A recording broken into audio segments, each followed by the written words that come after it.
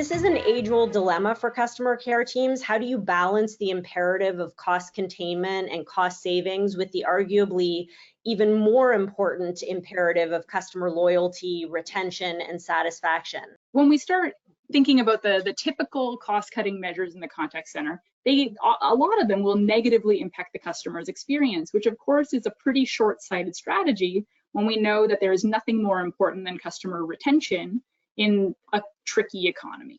People don't come to just do sales or service or one thing, they come to solve their problems. So it'll be important for the business owners, channel owners, strategists to build business cases that are cross-leveraging investment. Verizon actually increased investment in CX and digital 3 years back. And now, particularly this year, we have seen that a lot of companies are struggling to hold on to that output that COVID drove towards digital.